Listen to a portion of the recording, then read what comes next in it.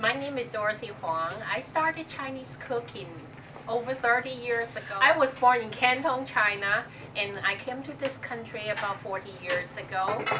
So when I started Chinese cooking, I started with the University of Houston. They have a Sunday school. It's a non-accredited courses. So I started there just with one class. And then as popularity grew, I taught more and more and more. And a few years later, I published my first cookbook, which is called Dorothy Huang's Chinese Cooking. It has been reprinted 6 times. And then in 2004, I published my second cookbook, which is called Chinese Cuisine Made Simple. Every recipe is very easy to follow. That's why it's called Chinese Cuisine Made Simple. And I also have some pictures inside which my students appreciate a lot. I have all the Chinese condiments and ingredients, all the bottles and jars and packages here. So when they go shopping, they look for the brand I use. That helps a lot because you get lost in a Chinese supermarket. And this will be as their guide. And also, I have a picture of the Chinese vegetable and wrappers. And we're going to do a very exciting program for the Taste of Homes, May the 2nd. And I'm going to do the Taste of China, of course. Chinese food is so popular. If I ask any people, they say, oh, I love Chinese food. And because Chinese food is so easy to fix, and it's perfect for this kind of demonstration, because it just takes maybe a few minutes. You get the dish from beginning to end.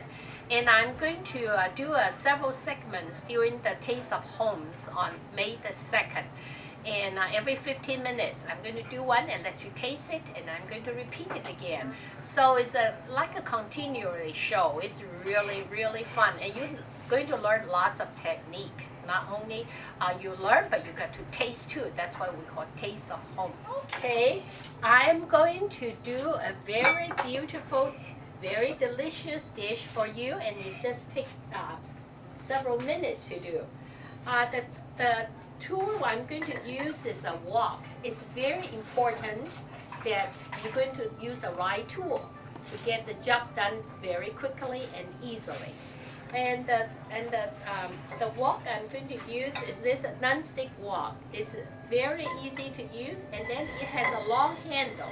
It works especially good if you have a gas stove, because if you hold the wok, the handle is long, so your hand will be away from the flame. You won't get, the hand won't get too hot. So that's the wok we're going to use. And then with the wok, I use a spatula. This is a non-stick spatula. Even though in China we use the carbon steel wok, but then we can use a metal spatula. Since we use a non-stick wok, so we have to use something that works with a non-stick surface. This spatula is my favorite tool, and the shape is just like the traditional Chinese spatula, except it's made from this special material, so you won't scratch the wok. Okay, the dish I'm going to do is stir-fried shrimp with pecan. Across the street of this cooking depot, we have a pecan house. And the pecan house, they sell different kinds of pecans there. Today I'm going to use the plain one, but today I'm going to use the stir-fry with the shrimp. So this is a local ingredient included in Chinese cooking. And other vegetable I'm going to use is a bell pepper, red bell pepper, and snow peas. And the snow peas, you have to string it on both ways, and we make it really fancy to cut a V cut. So it looks very special, this dish, when it's finished. Okay, so the shrimp is the main ingredient. The shrimp, I have some wonderful called tiger prawn shrimp. You can see the little stripes there, looks like tiger. And it's such a great shrimp, it has a sweet taste. So we shelled it and then devein, but I leave the last shell of the tail on. So when you finish cooking, the shrimp will look really pretty. This will turn pink, looks really pretty. So these are the 3 main ingredients: red bell pepper, snow peas, and shrimp. Now for the flavor, I'm going to use a little bit ginger. You know, ginger is something the Chinese use all the time in cooking. The ginger looks like this when you go to a grocery store. You find them in almost every grocery stores now. So, but I do not wash my ginger. The ginger, I keep it dry. That way you can keep it longer for several weeks in the refrigerator. The only thing I do each day, if I need to use it, just a peel, maybe a 1/4 inch from the cutting surface. And that way, the only thing gets dry overnight in the refrigerator is the surface. So I cut off the surface, and then I slice paper thin slices, couple thin slices. I peel it first, by the way, because I don't wash it, so I just keep it dry, but the skin, I try to remove the peel before I use. And then after I peel and slice, and I'm going to shred it in very tiny little strips, because ginger is very spicy. You don't want to buy into big piece of ginger. So I just cut it into very tiny. So I have some of this, and then I also have some garlic chopped too. I'm going to put these two together because this will flavor the shrimp.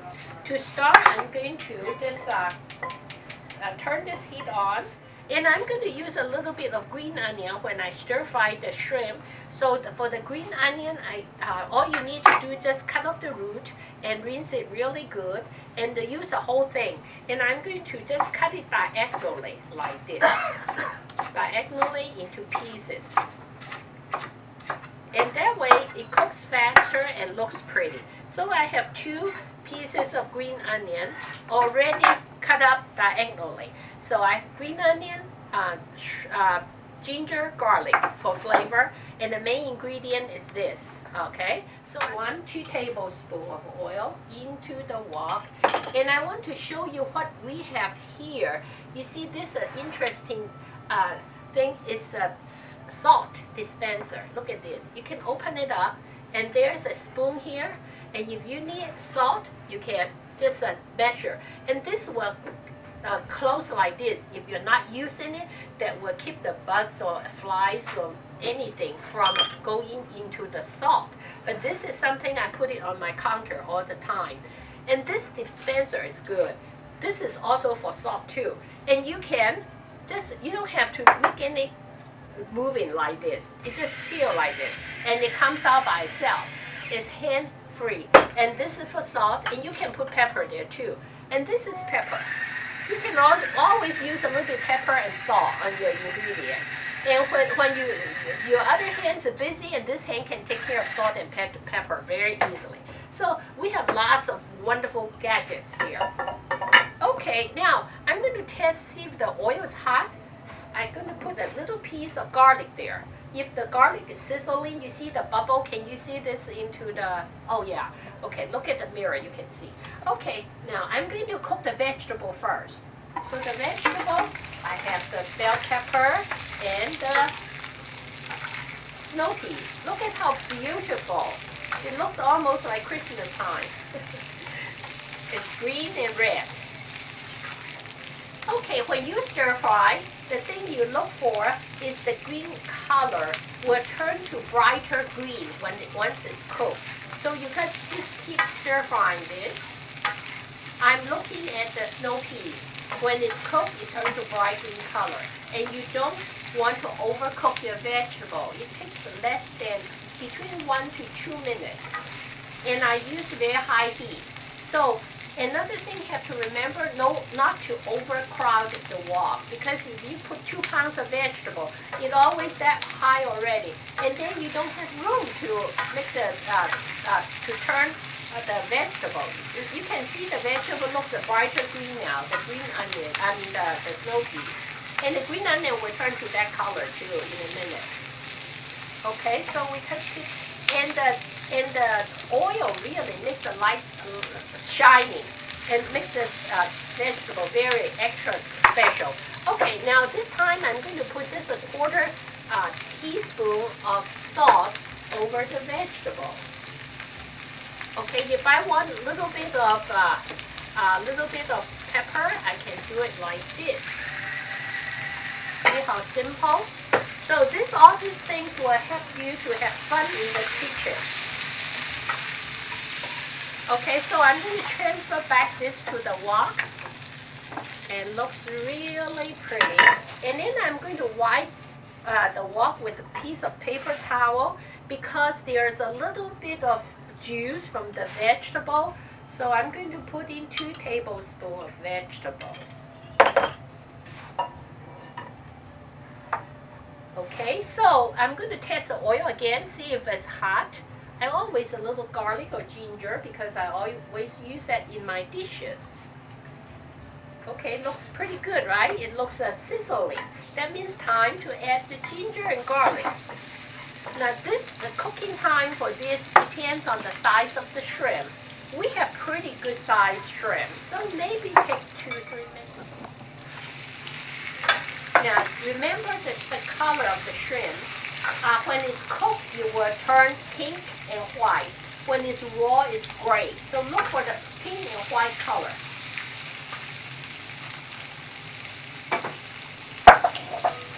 Okay, so I'm going to put some green onion here too to make it pretty and flavorful. Okay, you can tell that shrimp is getting cooked, but not quite. Still have lots of gray color. So I want them to all turn pink and white. You see that already turning color, looking really pretty.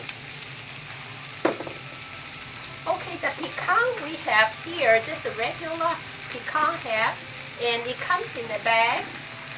So as I told you earlier, it comes in different flavor. But this one we're going to use is a plain one. You can put different kind of nuts here. You can use pecan, you can use almond, and you can use walnut. Just make it very interesting and make it different each time. Okay, now this one is pretty great. I'm going to add a sauce. The sauce I have cornstarch, water, and soy sauce in here. So before I add this to it, I make sure they look all good and cooked. Okay, now time to go back this vegetable. And then I'm going to put about 3/4 cup of pecan. And look at the combination of the color and the texture is good too because some of the crunchy, the shrimp is a little bit soft, tender soft. And then it's time for lunch. Voila, look at this, how beautiful. Here with the pecan shrimp with no peas and vegetable.